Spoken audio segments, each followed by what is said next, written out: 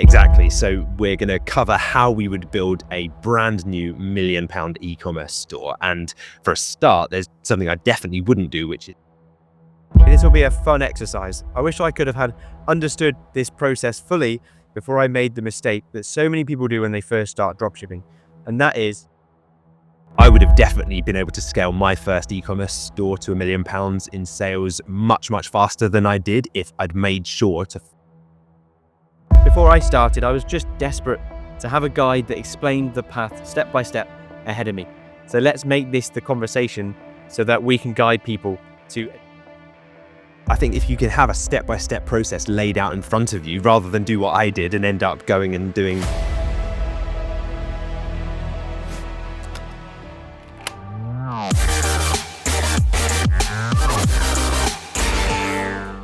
Welcome to the Dropship Unlocked podcast. I'm Lewis Smith, the founder of Dropship Unlocked, and with me is our client success coach, James Eardley. Now, when we're not recording podcast episodes or running our own e-commerce businesses, you'll find us helping aspiring entrepreneurs launch their own high-ticket dropshipping stores. So if you're ready to build your own 6 or even 7-figure online business, then head over to dropshipunlocked.com/start. Now, sit back, relax, and let's unlock your potential with the Dropship Unlocked podcast. Today, we're going to be breaking down exactly how to build a £1 million e-commerce business. Lewis, we both built successful businesses ourselves, and today we're going to walk listeners through each step. So by the end of this, the person listening to this podcast right now will know exactly how to go from where they are today to building a £1 million e-commerce business. But before we go into the steps, to give some context, first of all, why do we know this process so well? Well, first thing is we've done it ourselves. I think we've got a combined total just in e-commerce physical product sales of over £7 million now. So we probably haven't got there purely by luck, although I'm sure some of it was down to that. There are some things that we've clearly figured out that are replicable because it's not just us that have done it. We've now helped hundreds of other entrepreneurs build their own successful e-commerce businesses using the home turf advantage model as well. So this process is what we've used and what many of our members have used inside our Dropship Unlocked communities to find success in both our businesses and others. So yeah, the idea of this episode is to dive into exactly the plan to get there. Exactly. Yeah, businesses boiled down to the principles are just sets of processes that is repeatable for not just us to complete, but also for everyone else. So if we had to put ourselves in the mindset of building another e-commerce business, let's go through the exact steps that we would be taking to take ourselves from nothing, from zero, from no business at all the way through to having £1 million in sales generated through that business as quickly as you possibly can. So let's dive right in with this game, Lewis. What would be the first step that you'd take? First thing, you've got to have your foundations in place. So things like limited company, making sure you're operating your business through a company for various reasons, legal protections reasons, tax reasons, things like that. Then making it nice and simple from an accounting perspective, tracking profitability by having a separate business bank account. So yeah, those are probably the first 2 things I do: register a company, set up a business bank account. Perfect. And your accountant will thank you for that later by getting that done up front, because they can then make sure that all of your finances to do the business are kept separate from all of your finances that you do for your personal life. So they're not sorting through Amazon receipts to look to see what you've purchased for your business, like Shopify and Google Workspace accounts, etc., etc. Okay, so we've got the business foundations in place. We've got a business bank account. We have some form of legal entity, like a registered company, to run the business through. Next, we need to choose the products that we're going to be selling through our e-commerce business. And the way that we decide this is through the niche validation process that you built, Lewis. And that means that we're going to, first of all, brainstorm lots of ideas of different possible products that we think might work for our e-commerce business. And the idea with this brainstorming is not to judge those ideas too much, just to come up with 50 ideas of different products. And it's good that everyone does this individually because we'll all have a different list of 50. And that's how we can be creative and think of different ideas that haven't been done before or not done so much. So once you've got those initial ideas, we're then going to put each idea through the criteria that we've set out so that only the niches or the possible products that meet all of these criteria, or at least the vast majority of these criteria, will make it through and will actually be the products that we build a store around. So I'll just list off those criteria now.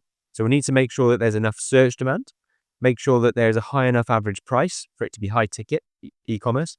We need to make sure that there's not too much seasonality or that the niche is trending down in terms of popularity. We need to make sure that there's not too much brand domination. So there's not these big, huge brands that run the market that we can't tap into. We then need to check there's price consistency. So all the retailers in the space are selling the products at basically the same price. We then need to check to make sure that there's plenty of different brands. So again, it's not dominated by just one or two brands that would make it difficult to enter the niche. Then we need to make sure that there is competition already inside, because that's a great proof of concept that it will work for us as well. And then after we've found the niches that meet the majority of those criteria, we'll then list all of the direct competition and the contact details of the suppliers within that niche. So that's the process that we take then, Lewis. And at the end of it, essentially, we've got niches that we've validated that will be successful. Exactly that. Yeah. And also going through that process, I think the best thing you learn is what you're looking for and why you're looking for it. So it's not so much a case of just a checkbox exercise. Oh, go through and just check for, a number of brands, or are there other competitors in the market? It's the little nuggets of gold that you'll find along your way of doing that discovery, so that by the end of that process, we see members kind of emerge from week 2 niche selection of our training program so much clearer on why the business and the niche that they choose to go into will now work. So it's not a case of you just do this checkbox exercise and you come out the other side and say, okay, well, I've done the data. I have no idea whether it'll work or not, but I've got a spreadsheet now with some checks on it. It's like, no, you will understand by the end of that, because it's been intentionally designed for you to reverse engineer success and figure out what's working. What are other retailers succeeding on? All of the factors, all the pitfalls that people we've seen fail because of have almost just been ruled out now as a result of going through those criteria. So it's a very comprehensive process. It takes a bit of time, worth getting it right though, because that's the foundations for your business. So once you've done that and you've got your niche selected and you think, yep, I'm confident it's built on data and not just on gut instinct, next is to get your business fundamentals in place. So this would be things like opening up a Shopify account, setting up your Shopify settings correctly. We guide you through all of that process, in detail as to kind of what all the different settings you need are. Choosing a name for your business, is it a good one? A lot of people overthink it. They think it needs to be too overthought. Just go with something simple, easy to spell, and find a domain name, so a website address that is short and snappy, that people can type in and will be easy to spell. Something to think about when you're doing this is you don't want to always have to imagine you were telling someone your email address or domain name over the phone. Would they then say, oh, can you spell that for me? If you have to do that, maybe think twice and maybe try and figure something that is spelt how it sounds, so you don't need to do that. That'll save you save you hundreds of hours in the future and phone conversations with different companies and suppliers and stuff and customers. And the next would be to set up your business email and phone number. So for that, we use Google Workspace for setting up the email, and because you don't really want like a Gmail or a Hotmail or a Yahoo address, right? You want to kind of your name or support or help at yourcompanyname.com. Just looks professional. You can still use that. It still looks like Gmail on the back end, so you can still treat it like you would a normal Gmail account, but it's now your business account. And phone number, we use a service called Circle Loop. For that, we'll link all of these tools below, so you've got all of these in the description. But Circle Loop's a really good phone number service. You can have a business phone number. It can come straight through to your mobile. It can go to a desktop app on your computer.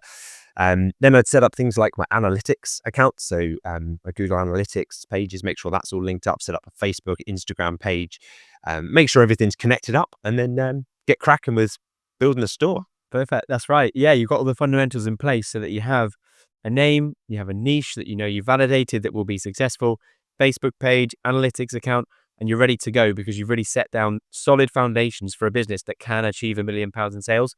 If you skip through any of these points, if you want to get to the sales part and the marketing part more quickly, then you miss out on all of this solid foundation that you're building on that allows for you to grow super high.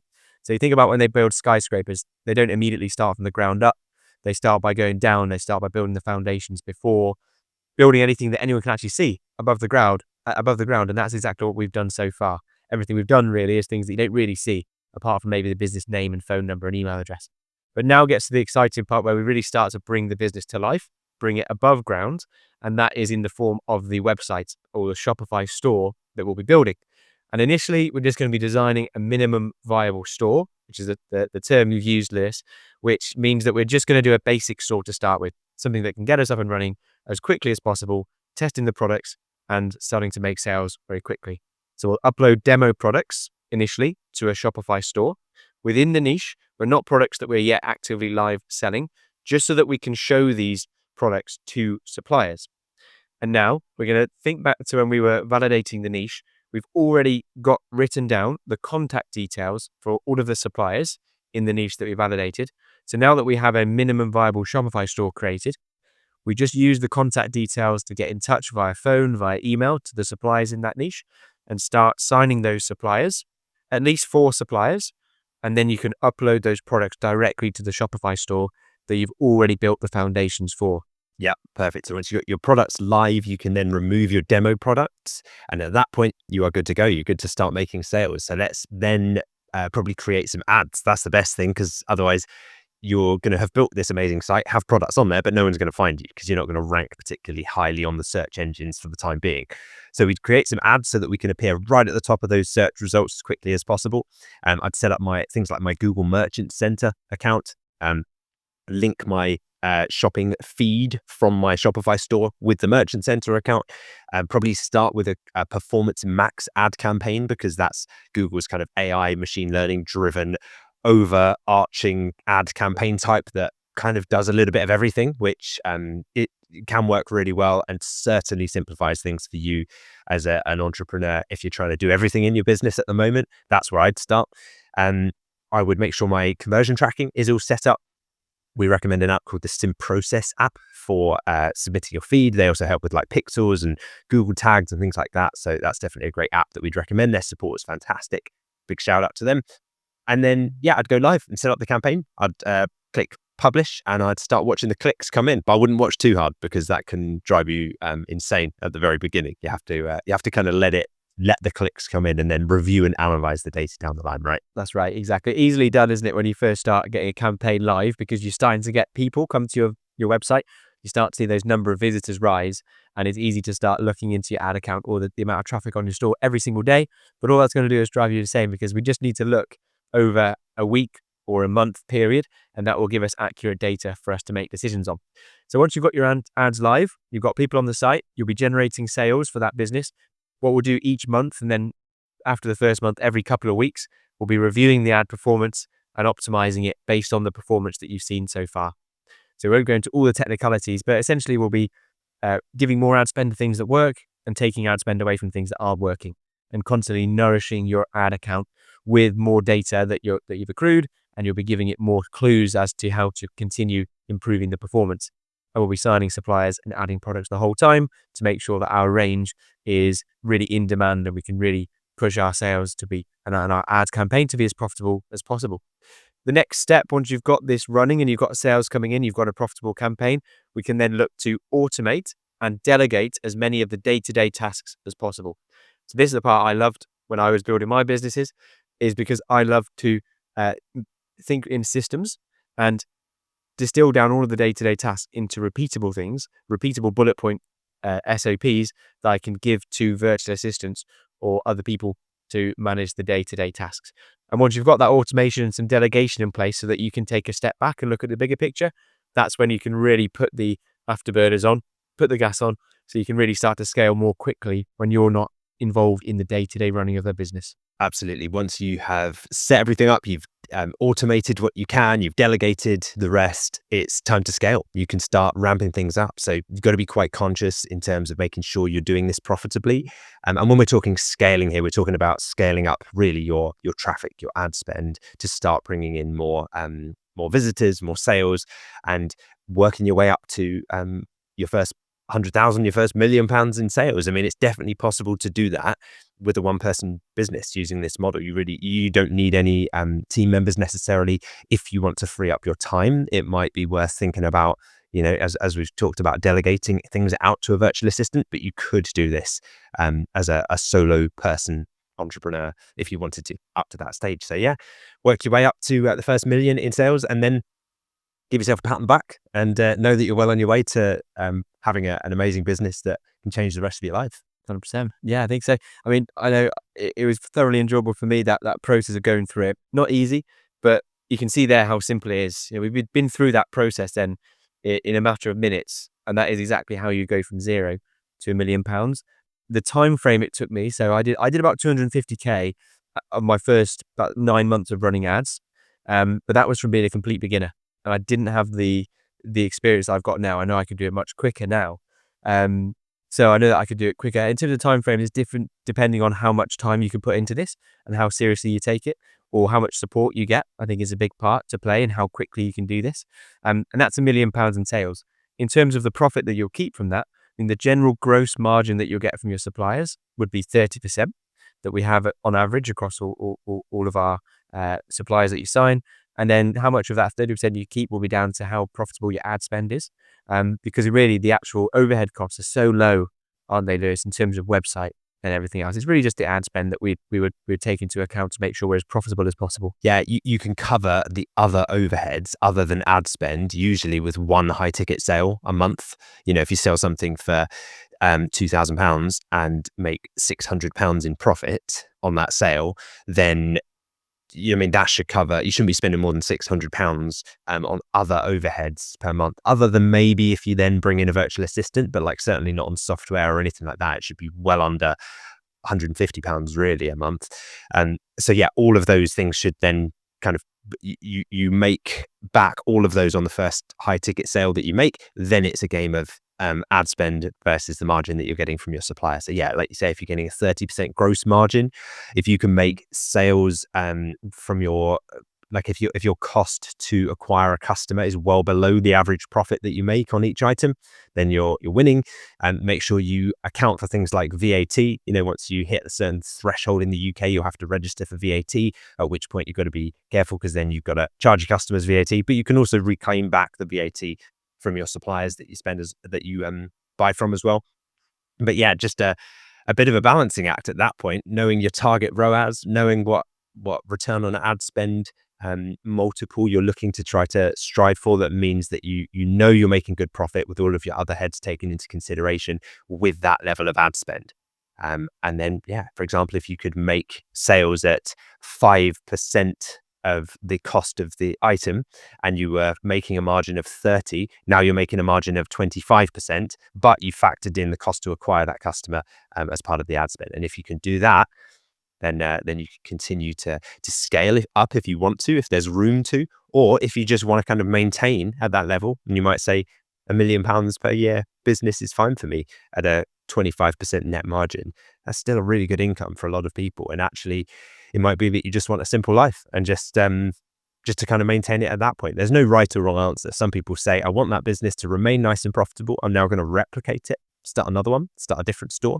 Because remember, at this stage, you now have the skills to do this over and over. No one can take those away from you.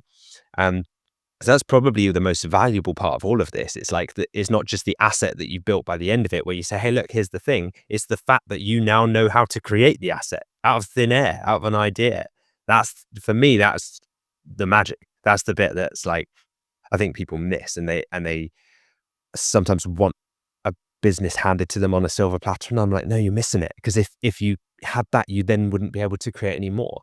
It's like, if the genie says, what's your wish? Say, I want to be able to make as many wishes as I want. And that's the point of this. It's like, if you have one thing, it's like, learn how to create the thing that then makes you money, because then you can do it over and over and over again.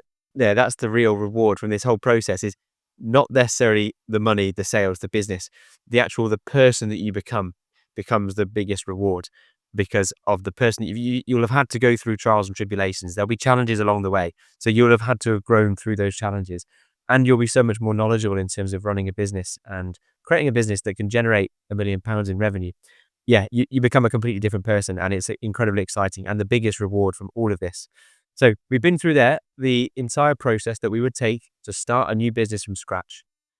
To conclude, Lewis, to help people to really understand where to go to make this a more seamless process, to reduce overwhelm and to make it more simple, where would you say that people should go to get started? Yeah, if you are ready to start and you want to take it step by step, and you value the support and guidance of people that have trodden that path before you, so that you know where to go and you don't fall into any of the potholes along the way, then head over to dropshipunlocked.com. dropship.online/start. And we've laid out everything you need to get started. And we'll put a link below this episode as well. Are you enjoying the podcast? We'd love to hear from you. Leave a comment or a review and we might feature it in an upcoming episode. And for detailed show notes and resources, visit dropshipunlocked.com/podcast. If you found value in any episode of this podcast, please could you take just 10 seconds to leave us a quick 5-star review on your favorite podcast app? It helps us more than you can imagine. And who knows, you might just hear your comments read out on the show. Thanks for being a part of our community. Your support helps us keep delivering new episodes to you every week. Now it's time to answer a question that we've received from a listener of the podcast. So if you have a question that's come up while you've been listening to today's episode, do let us know. Leave a comment beneath the YouTube video version of this episode and we'll answer it in the comments, but also it might get featured on an upcoming episode. So that's exactly what Sean Catlin 8473 has done. So we're going to answer your question now, Sean. I'll ask it to you, Lewis. Sean's asked, what time frame / estimated ad cost would you roughly be looking at to achieve your first sale?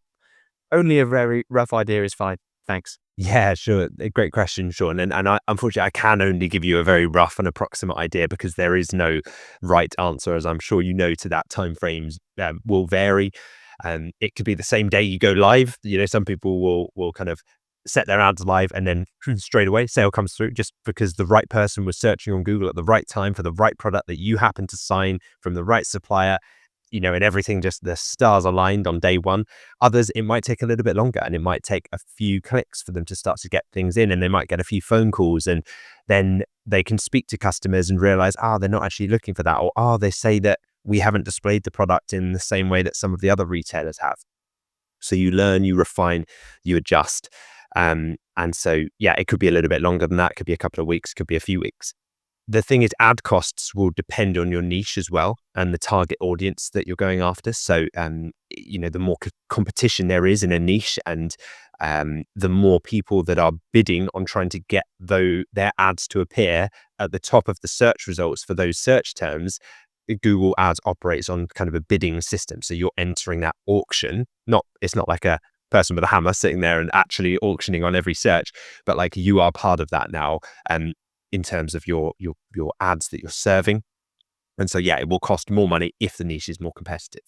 And suppliers that you've signed are going to be the other thing that it depends on. So that'll impact your costs, especially if you are selling products that are quite high ticket from suppliers. We talked about we had a post in our community the other day from a member that had just made a sale for, I think it was like £13,000 on one sale, and had just made a sale prior to that for like £10,000, right? So some really nice high ticket sales. But if you're selling a product at that level, you're going to make a lot more profit back, but it might take a little bit longer to get those sales to come through because people are not just like going to be dropping 13K on a product left, right, and center. It's going to probably take a little bit of time. Maybe it requires a phone call before they have that sale, or at least an email or some live chat back and forth. So yeah, loads of stuff there. I mean, it very difficult to say, Sean. Hopefully that's given you kind of a ballpark rough idea. Depends on a few different factors. I mean, inside the Dropship Unlocked program, we teach you how to reduce your ad spend per sale, as we talked about in this episode, to make sure that your ads are nice and efficient and that you're getting your first sale for as low an ad cost and in as short of a time frame as is possible for you to do. For more details on that and strategies on ad campaigns and how to approach it all effectively, a good place to start is head over to dropshipunlocked.com/start. Perfect. Yeah, great question, Sean. I'm sure on the minds of other people as well. So thanks for asking that question. And thanks to Lewis for your answer. Now we shall highlight a recent review for the podcast. So a big thank you to Just Jonesy X for sharing your thoughts. Really appreciate it. So they've said, great video, guys. It's looking good for everyone with more UK-based suppliers. It makes it a lot less stressful. Yeah, it certainly does. Thanks for your review, Just Jonesy. Really glad to hear that you've been enjoying the podcast and that you're feeling less stressed about the whole concept of dropshipping thanks to the growth that's happening in the UK market when it comes to e-commerce adoption. So great stuff. And if this episode today resonated with you, if you found it helpful, perhaps you'd consider sharing it with someone who might benefit from it. Your recommendations help us at Dropship Unlocked grow our community and continue delivering what we hope is valuable content to you. So a quick share to someone you know could make a big difference. Thank you for joining us on this episode of the Dropship Unlocked podcast. We hope you are leaving with new insights and inspiration to fuel your entrepreneurial journey. To kickstart your e-commerce business, head over to dropshipunlocked.com/start. It's the perfect place to start and get access to resources that will help you build your business from the ground up. And don't forget to hit that subscribe button for more episodes packed with strategies, tips, and success stories. Plus, if you enjoyed this episode today, a 5-star review would mean the world to us, and you might even get a shout out on the next episode. Thank you for choosing to spend your time with us today. We can't wait to bring you more insights on the next episode of the Dropship Unlocked podcast.